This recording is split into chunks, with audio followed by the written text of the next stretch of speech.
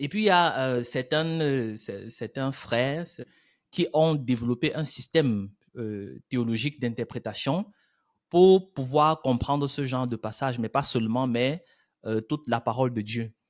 Et ce système-là, on l'appelle le dispensationalisme. On va voir pourquoi. Déjà, sur ce slide, si vous voyez les noms qui sont écrits, vous pouvez déjà soupçonner pourquoi. Donc, moi, en apprêtant cette partie, je me suis apaisé sur Charles Ryrie.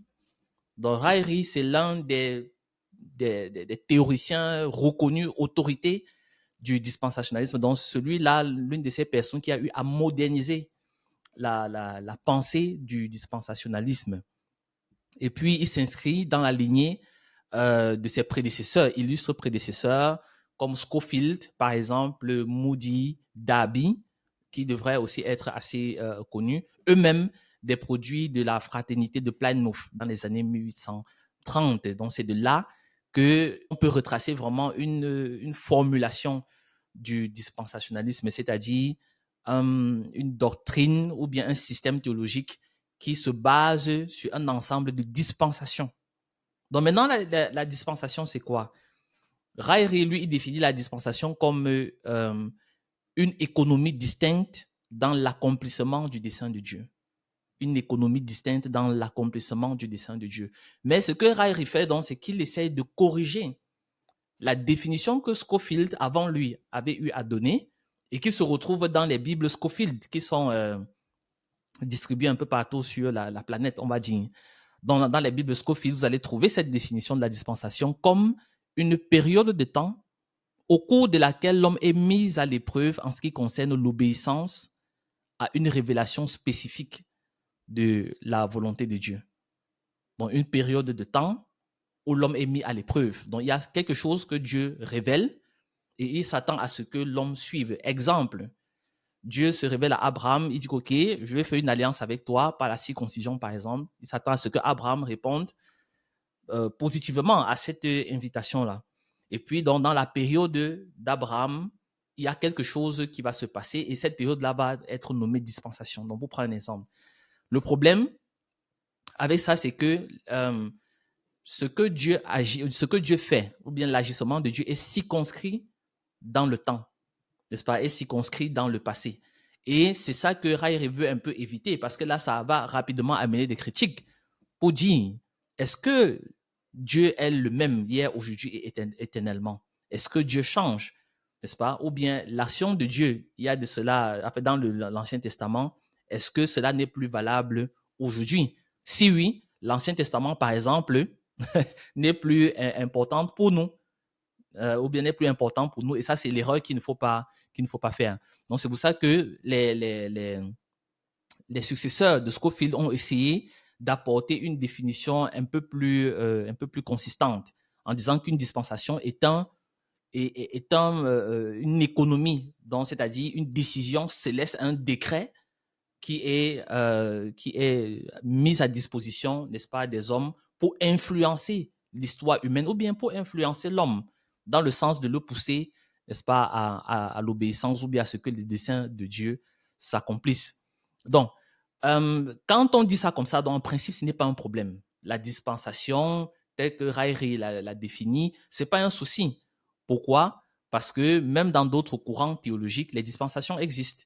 Donc, je vous montre ce tableau-ci. C'est un tableau qui est premièrement conçu pour montrer les types de dispensations qu'on retrouve chez les dispensationalistes. Et je précise que les dispensationalistes ne sont pas liés ou bien affiliés directement à une confession. Donc, vous trouvez des réflexions dispensationalistes chez les évangéliques, je vais dire, comme l'église évangélique du Cameroun. Vous allez trouver ça chez les pentecôtistes qui sont fans des Bibles Scofield en partie. Vous allez trouver ça chez les baptistes, un peu partout. Lui, il dit que les véritables dispensationalistes, peu importe dans quelle confession ils se trouvent, distinguent 8 dispensations. Donc, il parle de la dispensation, il parle de la dispensation de l'innocence, la dispensation de la conscience, la dispensation du gouvernement civil, patriarcal, mosaïque, la dispensation de la grâce ou de l'Église, la dispensation du millénium, et puis la dispensation de l'état final, de l'état éternel. Dans le moment où je m'apprêtais, je me suis rendu compte que même ces quatre, du moins cette partie où il y a 4 dispensations, tel que c'est présenté dans le tableau, parce qu'il y a aussi des dispensationalistes qui sont un peu plus dans le minima, c'est-à-dire qu'ils ne sont pas forcément dans les 7-8 dispensations, mais ils sont vraiment dans quelque chose de plus réduit. Et à ce moment-là, je me rappelais que même au niveau du culte d'enfants, même déjà, hein, à l'église évangélique du Cameroun, on parlait de ce type de dispensation comme dans le plan de salut de Dieu, il y a vraiment cette alliance-là que Dieu fait avec les patriarches, comme l'alliance abrahamique, l'alliance jacobine, et puis il y a l'alliance mosaïque, et puis l'Église qui arrive, et finalement Sion, pour parler de l'État éternel. Donc ça, c'était des choses que nous-mêmes, en tant que moniteurs du culte d'enfants, on avait déjà ingurgité en nous. Donc c'est déjà des prémices de dispensationalisme. Et même chez Paul, on trouve aussi ce genre de, on va dire, de découpage, de l'intervention de Dieu dans la réalité des hommes pour les amener à l'obéissance. Paul en parle en termes de loi, en termes de grâce, n'est-ce pas, et en termes de royaume. Donc jusque-là, il n'y a pas de souci. Donc, ce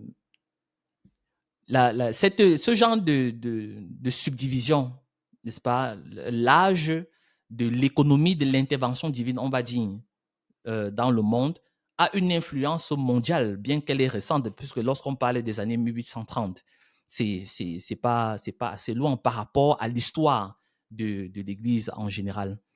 Et comme je dis, c'est une subdivision qui n'est pas forcément contraire à la doctrine biblique. Jésus lui-même, on a parlé de Paul, on a parlé peut-être de l'Église évangélique du Cameroun, de laquelle beaucoup d'entre nous sortent. Mais Jésus lui-même fait aussi usage de ce genre de subdivision lorsqu'il parle des Écritures. Je pense que c'est dans Luc 14, 44 où il dit, du moins, il est mentionné, ou bien je suis mentionné dans les Écritures, dans la loi et dans les prophètes. N'est-ce pas? Pour dire qu'il y a la loi et il y a les prophètes. C'est des sortes de subdivisions qui peuvent être faites et être légales en termes d'interprétation biblique. Cependant, là où ça devient intéressant, c'est que ce genre d'interprétation de la parole, ou du moins de ce genre de subdivision théologique, peut avoir une influence assez forte sur la politique d'un pays et précisément la politique intérieure comme extérieure des États-Unis. Puisque lorsqu'on parle de Darby, on parle de Scofield, Moody, n'est-ce pas, du séminaire de Dallas, c'est vraiment aux États-Unis. Et j'en veux pour exemple le vote stratégique des évangéliques américains. Donc, à chaque fois qu'il y a élection, comme par exemple en cette année 2024, le vote des évangéliques est un vote important. Le vote des chrétiens est un vote extrêmement important qu'il ne faut pas vraiment négliger. Et lorsque les politiciens veulent donc s'acheter, ou du moins avoir ce type de vote, ils peuvent du moins amener peut-être dans leur campagne des prédicateurs célèbres, des prédicateurs de méga church et ainsi de suite, ou bien aller sur des chaînes chrétiennes très suivies et s'approprier maintenant à ce moment-là ce type de langage, n'est-ce pas, des langages de dispensation, surtout en ce qui concerne maintenant des thèmes comme l'eschatologie ou bien l'enlèvement. Donc là, quand je dis eschatologie ou bien enlèvement, vous pouvez déjà directement penser à Matthieu 24, n'est-ce pas? Et ça peut encore aller plus loin, puisque en termes de politique, il faut parler de l'évolution du monde, puisque les États-Unis ont un peu cette aspiration de dominer sur le monde, d'avoir vraiment l'hégémonie sur le monde et aussi en ce qui concerne la sécurité d'Israël. Et là, ça devient extrêmement intéressant. Là, on commence à marcher sur les clous, en quelque sorte. Donc, et quand on parle de l'hégémonie sur le monde ou bien de la situation au Moyen-Orient, n'est-ce pas? Là, on voit déjà la géostratégie mondiale.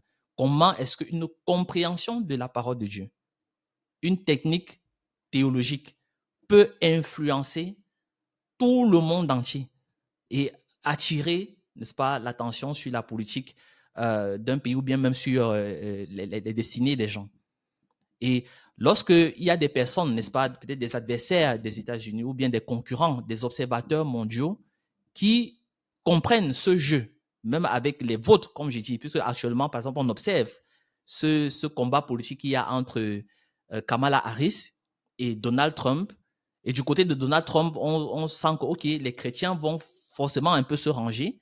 On fait un peu attention. Si Donald Trump commence à utiliser un langage peut-être un peu apocalyptique, n'est-ce pas, même les adversaires ou bien les observateurs mondiaux vont un peu mettre le pour dire OK, il faut faire attention. Parce que lorsqu'on entre déjà dans ce genre de langage, on peut soupçonner que, OK, voilà comment est-ce que l'armée américaine va commencer à se positionner, et ainsi de suite, et ainsi de suite. Donc, là, pour ne pas être forcément dans la spéculation, je vous donne un exemple. L'exemple, ce serait George Bush. George Bush, fils, n'est-ce pas? George Bush, fils, a été présenté au moment où il faisait ses campagnes politiques comme étant un politique born again, c'est-à-dire vraiment un chrétien né de nouveau. Il est vraiment dans la mouvance de l'eschatologie, comprend les enjeux de la fin du monde. Et c'est comme ça, en utilisant même dans ses discours une rhétorique dispensationaliste, n'est-ce pas, il s'acquiert le vote évangélique. Et c'est comme ça qu'il est voté. Et une fois qu'il arrive, il met en place avec des mots comme Gog et Magog, ainsi de suite, pour parler un peu, en fait, pour justifier une politique de guerre. C'est comme ça qu'il réussit à déclarer la guerre en Irak. Donc, pour ceux qui se rappellent encore, je pense que c'était dans les années, 2008 ou quelque chose de ce genre, ça a été véritablement une catastrophe. Ce qui s'est passé en Irak, même jusqu'aujourd'hui, on dit plus jamais ça. Parce que le mensonge qui avait été construit autour de cette affaire, juste pour du pétrole, avait été énorme. Et qu'est-ce qui reste de l'Irak aujourd'hui? Il y a un pays, un pays qui doit encore se développer, en quelque sorte. Alors qu'avec Saddam Hussein, ils étaient quand même présents sur l'échiquier mondial ou bien dans leur, dans leur zone là. Ils avaient quand même une certaine influence et cette influence qui a été perdue aujourd'hui. Donc voilà, en quelque sorte, l'une des influences que le dispensationalisme peut avoir. Donc je peux vous montrer en guise de résumé ce graphique. Voilà, dont on vient de parler de l'influence politique du dispensationalisme où on veut gagner, n'est-ce pas, le vote évangélique, où on influe un certain langage sur les télévisions, dans les églises, les méga-churches, et ainsi de suite, les pasteurs qui jouent le jeu même dans leurs prédications, qui s'affichent avec des politiciens un peu à gauche, à droite, et tout. Et puis, une influence littéraire, puisque le dispensationalisme est propagé par les Bibles Scofield, n'est-ce pas? Donc, pour vous qui êtes des experts, vous pouvez faire la différence, mais ce n'est pas tout le monde qui peut faire la différence entre une Bible Scofield et une Bible Louis II. Ou bien une Bible Scofield ou je sais pas, une Bible MacArthur. Les gens simples, les chrétiens simples disent que c'est une Bible c'est une Bible. Pourquoi est-ce que je dois avoir des arrière-pensées en ce qui concerne la Bible? Sauf que les Bibles Scofield, si je peux le dire ainsi, sont comme un cheval de Troie pour, du moins en ce qui concerne la doctrine dispensationaliste. Donc, on a déjà cette deuxième influence au niveau de la littérature biblique. La troisième influence, c'est au niveau de la pop culture.